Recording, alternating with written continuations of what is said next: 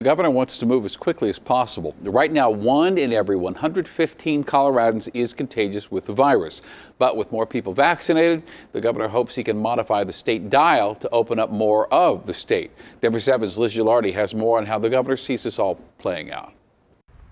Governor Polis said wearing a mask and doing our part is just as critical as this vaccine is being rolled out, and it could be even more critical if the variant becomes more widespread.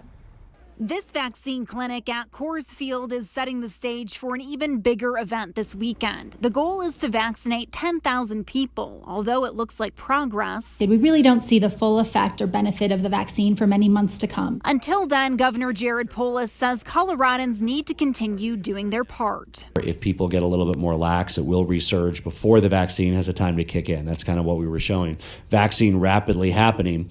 But currently, right now, a lot of danger in socializing and getting together or not wearing masks. The state's epidemiologists showed data to back up that claim. This chart with the blue and gray bars shows the potential impact of the vaccine. But I want to highlight here for you the fact that if we maintain our current level of transmission control at 78%, that is really where we see the greatest impact on saving lives here in the state. Transmission control is a fancy way to sum up all of the measures we've taken since March, like social distancing and wearing a mask. But we asked the governor if there's an end in sight or if we could see a rollback of restrictions. But there will be more substantive change to the dial, and we're beginning these conversations once our most vulnerable are protected, right? What does the dial look like once everybody over 65, essential workers, all have protection? The governor says the state will modify and eventually wind down this dial. In the meantime, the COVID-19 variant could pose a threat.